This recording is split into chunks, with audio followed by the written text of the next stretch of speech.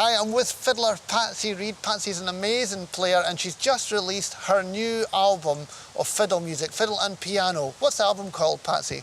It's called A Glint, a Scottish Fiddle. That's a lovely title. Well, it's hard to find names and I in a way I wanted it to kind of be, just say what it is. It's maybe a bit a cheesy name, perhaps, but it's maybe a bit of a cheesy album as well. So. Oh, there's nothing cheesy about it at all. It's absolutely beautiful. Your playing's absolutely fantastic, Thanks. totally top notch. Thank you. Who's the piano player on it? Alistair Ian Patterson, who's great. He's played in my band for a few years, on and off, and he's very intuitive. And I kind of, these tunes, a lot of the expression about them is you can really push and pull, and he can follow that just in an instant. He's got a sixth sense. That's amazing. So, when did you start playing fiddle? I was 8, and I started off, I suppose technically they were classical lessons, and I had that same teacher, Sue Jarvis, till I was 18. But then along the side I joined a fiddle group in Dundee, the Tayside Young Fiddlers, and I did competitions, and I suppose maybe about 14 I sort of discovered Alistair Fraser, and I went to summer schools with Katrina MacDonald and Alistair Fraser for basically most of my teens. And then I've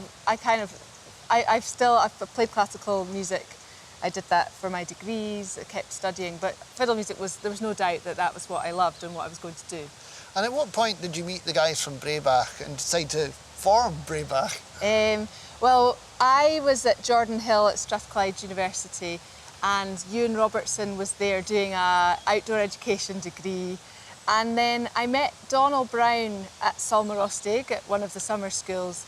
And I also met Callum McCrimmon's dad around about the same time. And so Donald and Callum knew each other as pipers, and so everyone kind of knew of each other, and so that was kind of it. We just met up. We were all in Glasgow at the same time, and we met up in Donald's flat, and that was it. And you made 2 albums with them? Yeah, 2 albums. And you did lots of touring. They were very busy with Braybach. Yeah, we did a lot of graft at that time as well. After you left Braybach, you went back doing more teaching and more solo playing? Yes, a bit of everything. One reason was that I wanted to be able to kind of jump and do projects that I was asked to do. So I did a couple of collaborations at that time with the Cecil Sharp project I did. That was with Shrewsbury Folk Festival, and just to be able to snap up opportunities, because being in a busy band means that maybe 2 years of your life is booked up and you can't do things like that. So, and I've always taught, and I love teaching, and I've kind of maintained a good balance of being away and touring, and then being home lots and paying attention to my students. And then you made a solo album called The Brightest Path? That's right. Yeah, that was in 2014, and that was kind of my first studio album, really. I made one years back, before I really had a clue about what to do. It's lovely. It's another tune album. But then there was Bridging the Gap, which was a massive live recording, and then The Brightest Path was the first album as an adult that I kind of I planned it, and you know it was with the band. Vary Hall played on that, and Ben Nichols on the bass, Signe Jakobsdottir and Ewan McPherson and Matty Folds. So that was kind of a studio band album. I mean, you're also known as a go-to session musician as well. You've done some amazing session work there, working with Maeve McKinnon, doing all the string parts, which sound beautiful.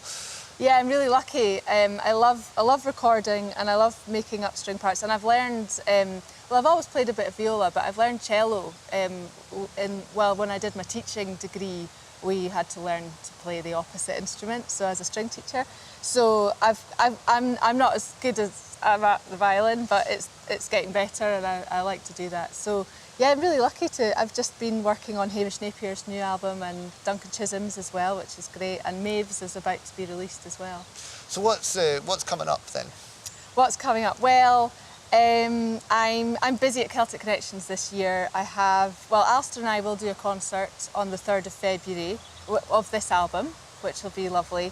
And I'm playing with Donald Shaw's Scotland's Wild Heart, which was the big film, the BBC series, Islands on the Edge. And I'll be playing with Julie Fowlis as well, same night actually, so that's going to be a busy one. I'm playing with Mary-Ann Kennedy and Maeve McKinnon, and there's something else. Oh yeah, Innes White's New Voices. Oh, lovely. So yeah, a busy time.